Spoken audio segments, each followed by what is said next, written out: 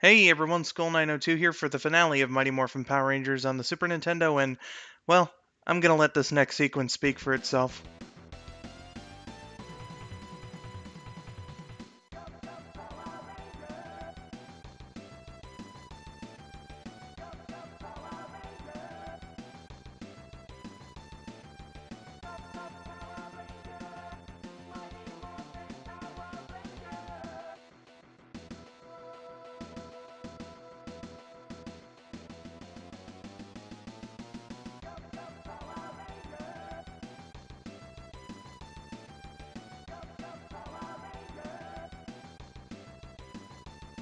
Yeah, that's so fucking awesome. But yeah, no more Ranger levels. We're gonna be playing as the Megazord. Here in areas 6 and 7, it's kind of like a traditional fighting game, rather, but with different sort of mechanics. You get like this power meter at the bottom that fills up in sections, and with each section you get a special attack that's more powerful than the last one.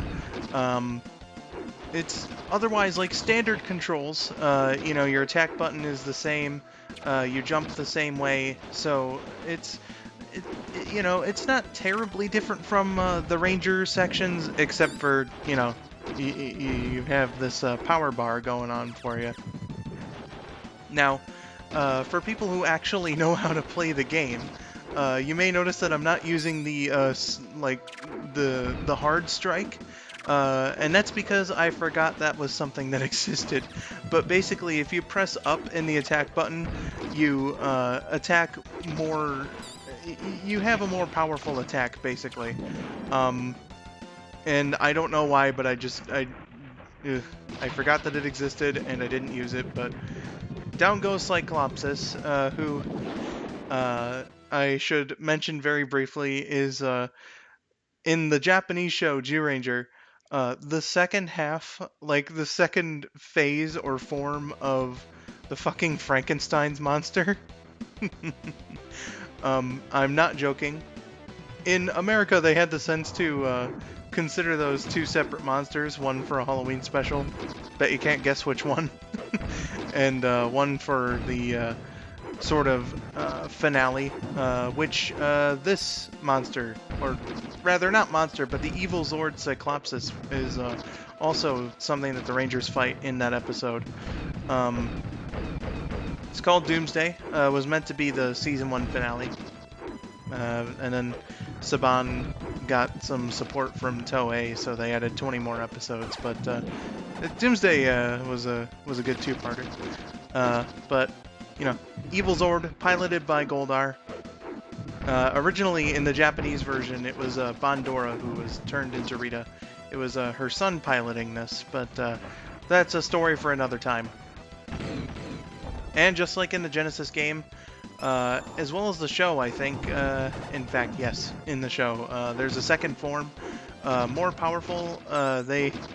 In addition to the very subtle aesthetic changes, they also made him gold to demonstrate that, and he is much more powerful. And when you don't know the fucking strong attack, this is very, very challenging. It's a real, ass clincher, a nail biter of a fight. Every time that I've faced this guy, I've just barely beat him. And you'll see that here. It was like down to the last hit for both of us. Like, I was doing pretty good up until around this point, trying to beat him, but unfortunately it just nah. So, aside from that, the very first time that I saw any of this, it was one day, one random night in the summer of 2005, my older brother decided to play through the game, and that was like the first time that me and my family saw a lot of this game, like anything past the third level. And like the Zord sequence when they form the Megazord is so awesome, and I was left with a little disappointment though, because once I saw the Zord sequence, I knew that there would be no Green Ranger, which, that's one of the weirdest things about this game.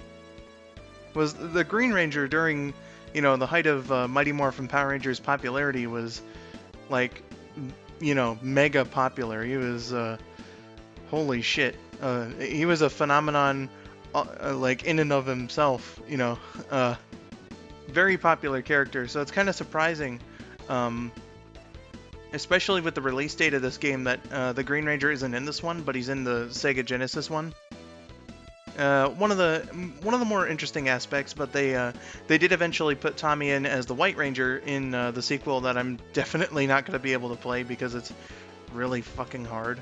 Mighty Morphin Power Rangers, the movie, the game featuring Ivan Ooze. That full title. And Rapid and I were actually talking about this in the comments section of another part, but this is the only appearance of Bulk and Skull throughout the entire game. I think it would have been fucking hilarious if they had put Bulk and Skull in as playable characters for like a joke mode. You know, that would have been really funny. Just like make them super overpowered, and like when they morph, they transform into the Bulkster and Super Skull. That would have been fucking amazing. Fucking amazing. But even without that, and even without the Green Ranger, Mighty Morphin Power Rangers for the Super Nintendo is it's a solid game. It's not like the greatest game in the world or anything, but you know, for a licensed game in the 1990s, they really could have done a lot worse, and I'm glad that they didn't, because you know, it's a very solid beat 'em up platformer. You know, the gameplay is perfectly fine. The music, oh my fucking god, the music is so awesome. And I really like the sprite style in this. You know, if you imagine the Mighty Morphin Power Rangers in a sort of comic book or cartoon form, this is what I imagine they would look like. You know, they just did a good job overall on this game, and you know, Natsume, Bandai, Saban, whoever was involved in this, you know, good job. You know, it was a very fantastic job. I would personally recommend this game to anyone who is maybe interested in playing it. You know, it doesn't take up a lot of your time.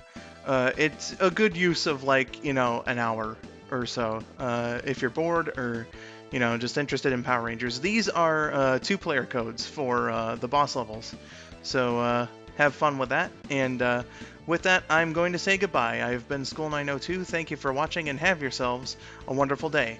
May the power protect you.